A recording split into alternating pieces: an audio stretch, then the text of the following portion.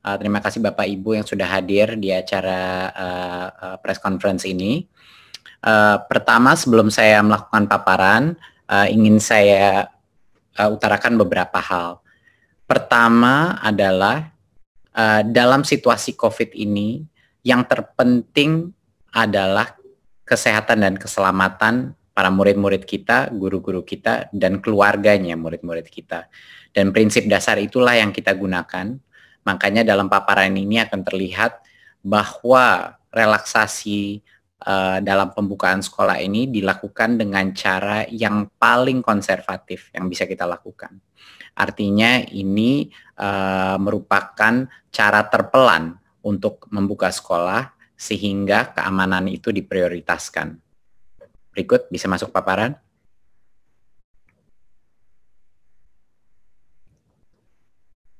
Ya, terima kasih. Berikutnya.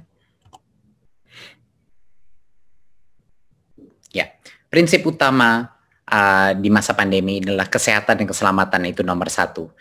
Memang banyak yang dikorbankan dengan adanya sekolah ini belajar dari rumah, banyak yang mungkin tidak kualitas pembelajaran ada yang dikorbankan, dan juga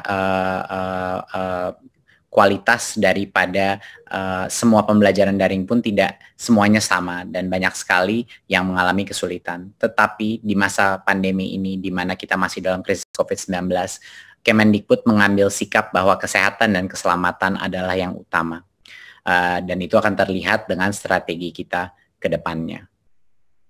Berikut.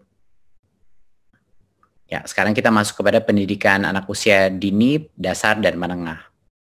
Rencana ke depannya. Seperti yang saya telah informasikan sebelumnya, tahun ajaran 2020 dan 2021 itu tidak berubah jadwalnya, tetap saja pada bulan Juli 2020, ya. Tapi jadwal itu tidak berdampak kepada metode apa pembelajaran yang ada, maupun daring ataupun tatap muka. Jadinya kami tidak mengubah kalender pembelajaran. Tetapi kita telah mengambil keputusan di Kemendikbud untuk daerah dengan zona kuning, oranye, dan merah, yaitu zona-zona yang telah didesignasikan oleh gugus tugas yang punya resiko COVID dan penyebaran COVID, itu dilarang saat ini melakukan pembelajaran tatap muka di satuan pendidikan. Jadinya untuk zona-zona yang merah, kuning, dan oranye ini merepresentasikan pada saat ini 94% daripada peserta didik, ya, di pendidikan dini, dasar, dan menengah. 94% daripada peserta didik kita tidak diperkenankan untuk melakukan pembelajaran tatap muka. Jadinya masih belajar dari rumah. Ya. Yang 6%, yaitu yang di zona hijau, itulah yang kami memperbolehkan pemerintah daerah untuk melakukan pembelajaran tatap muka, tetapi dengan protokol yang sangat ketat, yang itu yang akan kita jelaskan. Jadi, saya ulang lagi, bahwa untuk saat ini, karena hanya 6% daripada populasi peserta didik kita yang di zona hijau, hanya mereka lah yang kita berikan persilakan untuk pemerintah daerah mengambil keputusan untuk melakukan sekolah dengan tatap muka. Sisanya yang 94% tidak diperkenankan, dilarang karena mereka masih ada resiko penyebaran COVID. Berikutnya. Jadi bagaimana kriteria kita untuk memulai pembelajaran tatap muka?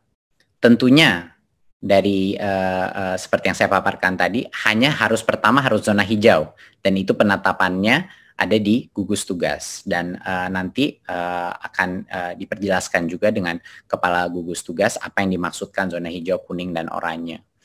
Jadi pertama, kabupaten atau kota itu harus zona hijau. Kedua, Pemda harus memberikan izin, jadi Pemdanya pun harus setuju.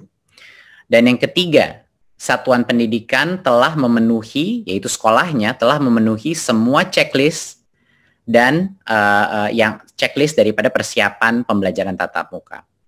pada saat ini semua tiga-tiganya tiga langkah pertama untuk kriteria pembukaan, sekolahnya boleh mulai pembelajaran tatap muka.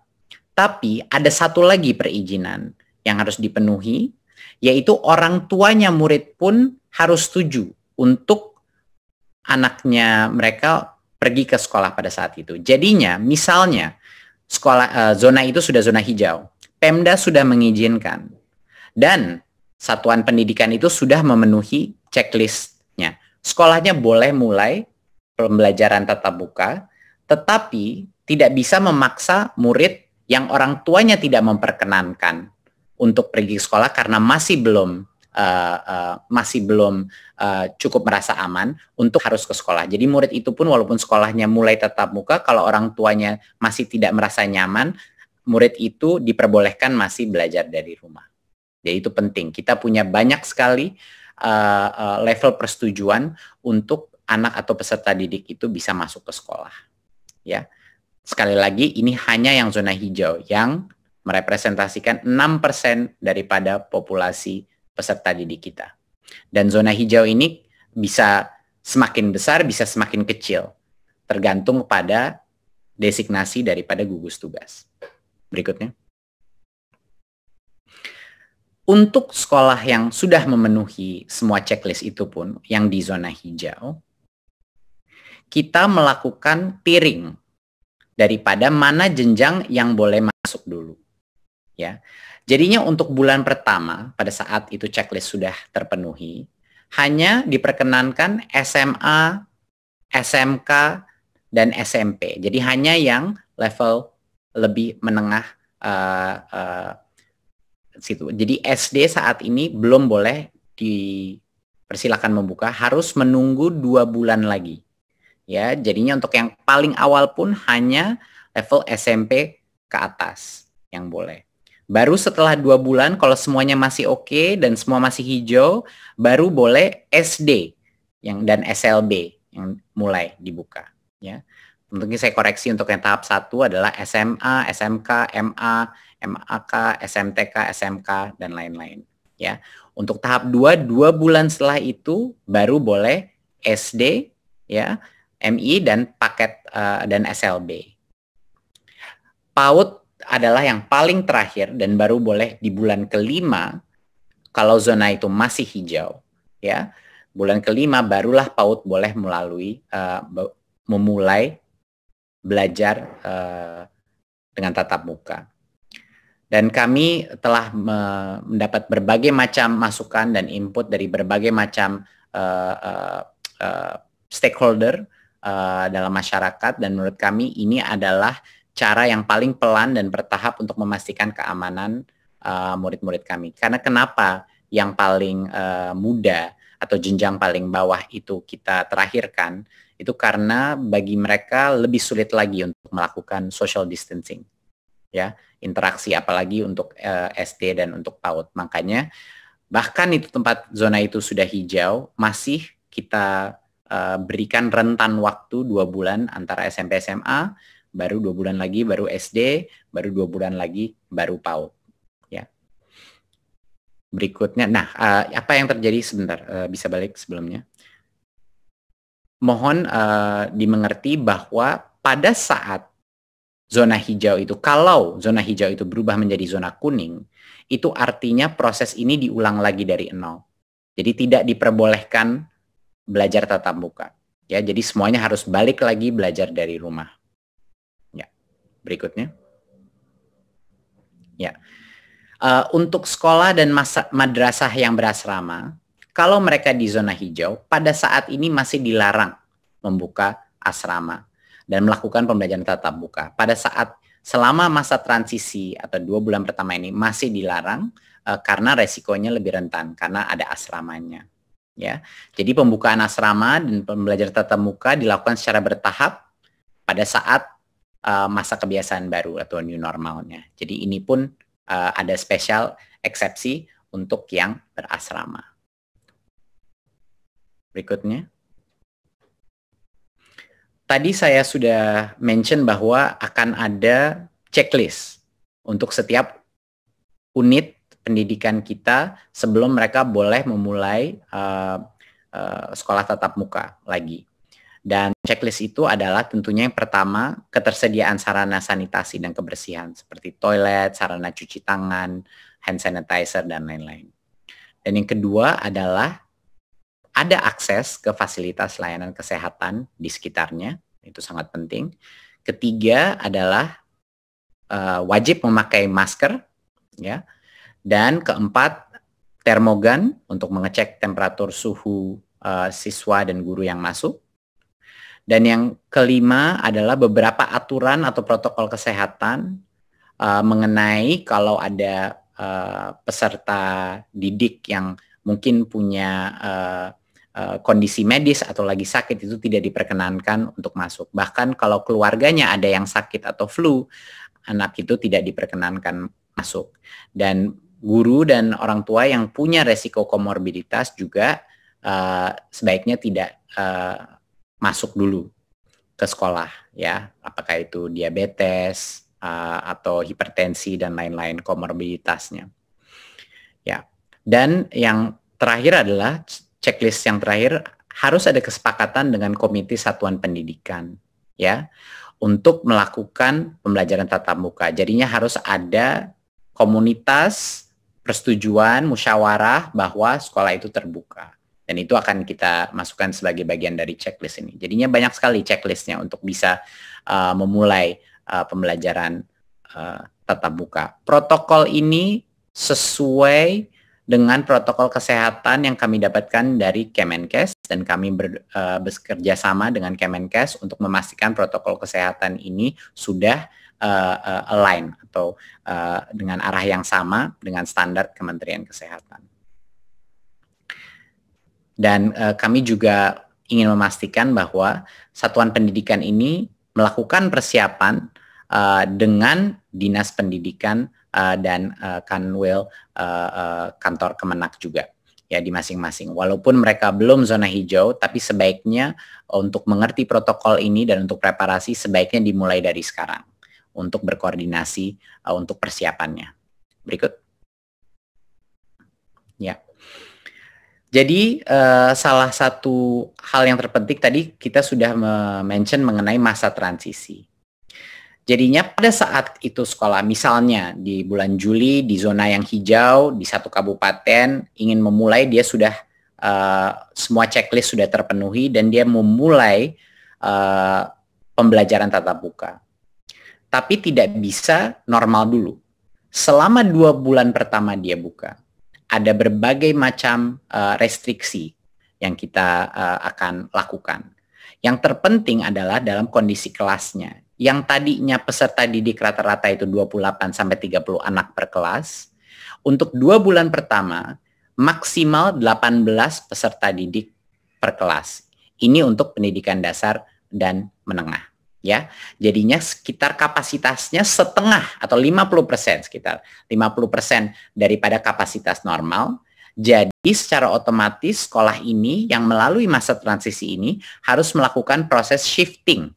Ya, harus ada shifting. Dan kami memberikan kebebasan bagi unit pendidikan untuk menentukan seperti apa mau shiftingnya, per harian, per mingguan, angkatan kelas atau apa. Tapi dipastikan bahwa hanya boleh maksimal di dalam kelas 18 peserta didik untuk pendidikan dasar dan menengah. Dan untuk SLB jaga jarak minimum 1,5 meter. Itu 1,5 meter adalah suatu social distancing aturan untuk semua jenjangnya, ya. Tapi untuk SLB maksimal 5 peserta didik per kelas. Dan PAUD jaga jarak 3 meter dan maksimal 5 peserta didik per kelas. Itu pun pada saat kalau PAUD kan masih sampai tercepat pun baru 5 bulan dari sekarang di zona yang hijau. Dan jadwal pembelajarannya seperti yang saya sudah bilang tadi, itu ditentukan oleh masing-masing satuan pendidikan sesuai dengan situasi dan kebutuhannya. Ya, jadi walaupun masuk sekolah kapasitas pun dibagi, ya, jadi sekitar 50% kapasitas yang diperbolehkan masuk. Dan ini selama 2 bulan pertama. Ya, baru setelah 2 bulan masih hijau, tidak ada masalah, sudah benar-benar mengenal protokol yang baru boleh new normal, di mana lebih banyak peserta yang boleh masuk sekolah. Berikutnya. Oke. Tentunya ada beberapa lagi, tentunya menggunakan masker itu masih pada saat masa transisi dan akan dilanjutkan pada saat masa new normal, bahkan setelah 2 bulan pun masih harus.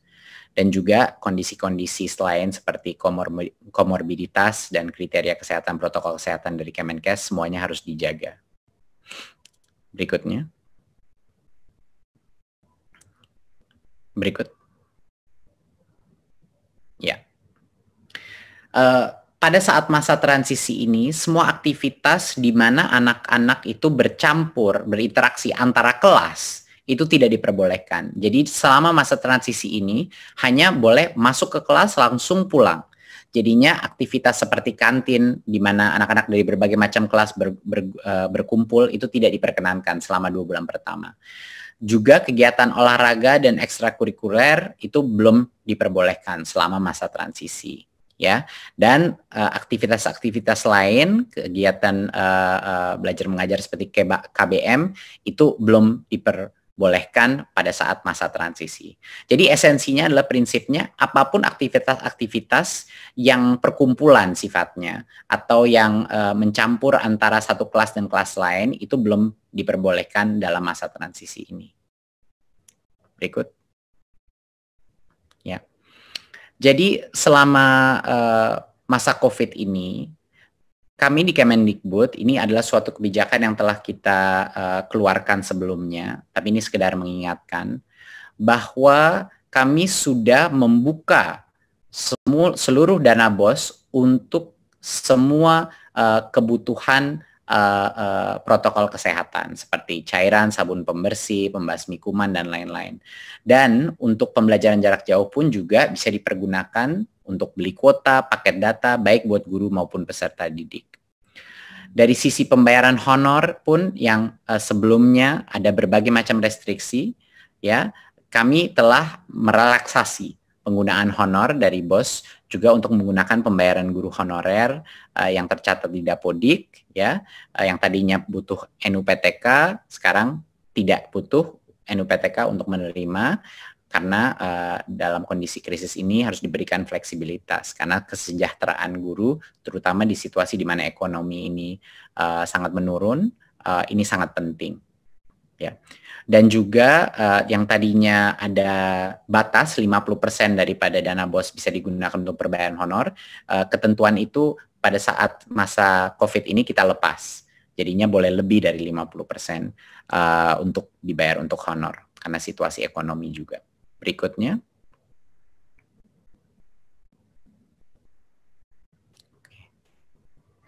Ya. Ya, BOP PAUD juga sama.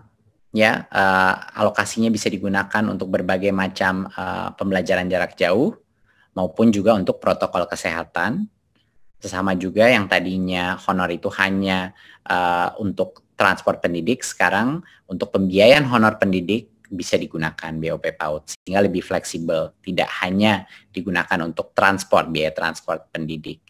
Dan yang sebelumnya persentase penggunaannya disekat-sekat, untuk masa krisis ini tentu besaran persentase per kategori itu dilonggarkan. Jadi tidak ada lagi diberikan sekat-sekat. Jadi sesuai dengan kebutuhan masing-masing PAUD yang ada. Jadi ini sekedar penekanan dari kami bahwa fleksibilitas penggunaan dana BOS itu bisa digunakan untuk melakukan masa transisi ini, ya, terhadap new normal. Dan itu sudah kita bebaskan bagi masing-masing kepala sekolah untuk menggunakan diskresinya untuk menjaga protokol kesehatan jika mereka sudah di zona hijau. Berikut.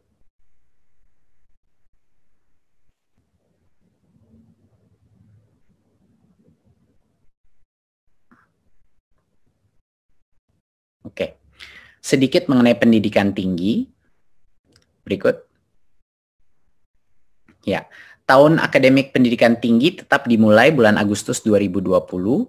Ya, tetapi pembelajaran di perguruan tinggi di semua zona masih dilakukan secara daring, jadi masih online, belum belajar tatap muka, belum masuk. Dan alasannya adalah universitas juga punya potensi mengadopsi belajar jarak jauh lebih mudah daripada pendidikan menengah dan dasar. Jadinya untuk saat ini, karena keselamatan adalah yang nomor satu, saat ini semua perguruan tinggi masih melakukan secara online. Sampai kalau ke depannya mungkin kebijakan yang berubah, tapi untuk saat ini belum berubah. Jadi masih melakukan secara daring, ya.